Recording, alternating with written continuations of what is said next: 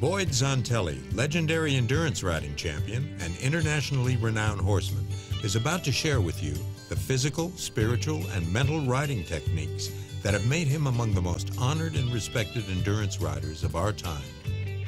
Boyd Zontelli still holds the record for the fastest time in the granddaddy of all endurance races, the Tevis Cup. His achievements, however, take second place to the honors bestowed on his horses, Rush Creek Eaton and Rush Creek Hans. As a rider, Boyd Zontelli's philosophy has been, the horse always comes first. This becomes apparent when one sees how relaxed and effortlessly Boyd Zontelli and his mounts achieve their records.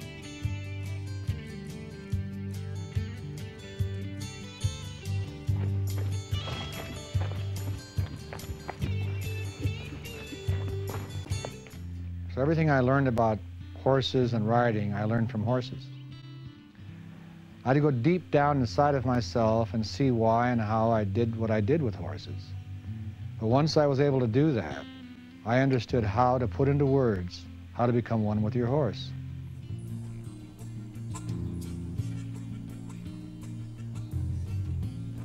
I like to ride alone because it presents me with an opportunity to really communicate with my horse. No other distractions.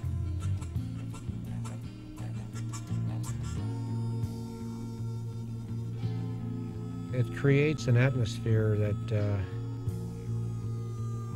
builds a lot of trust and understanding.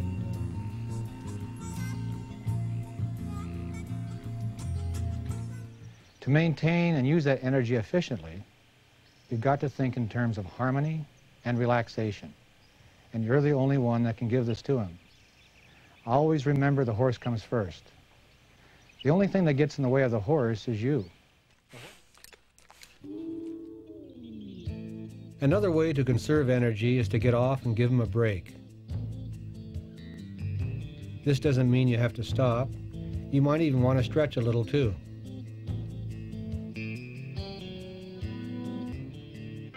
After giving your horse a break, some water, or maybe a wade in the stream, you can remount and continue your ride at a steady pace.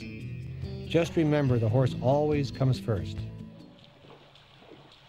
I'm listening a lot to my horse. I thoroughly enjoy listening to the rhythm of his feet hitting the ground. I can tell by the rhythm of the feet how he's feeling. I can tell by when coming down through the rocks, for example. If he has any distractions or not, I can just tell by the way his feet are hitting the ground. Trust has to be based on reality. And if I start asking him to do things, he gets in trouble. He won't trust me. While I say go do things boldly, I mean do them boldly in your proper steps, wherever you're ready to do it.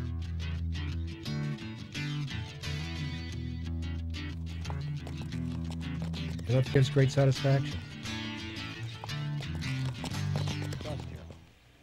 If you expect him to have the ability to do what is asked of him, you can't question his ability to do it.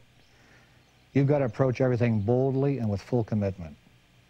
And this will empower your horse with the confidence and trust to perform at his full potential. And the only place in the world the horse can get that kind of trust is from you. And you, in turn, must trust in him. You're committing yourself to this horse.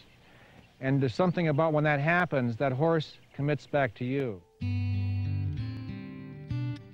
Forget everything you've ever been taught about riding and just think in terms of balance only. I want you to think of the stirrups as the ground and just stand in a balanced position and don't squeeze with your thighs. The horse can't learn anything until he's relaxed. Just remember it's okay to do anything real slow until it gets comfortable, and comfort begins when you start tacking up. Always remember the horse comes first. The horse is a mirror of you. You give the confidence to the horse, and the horse has to trust you.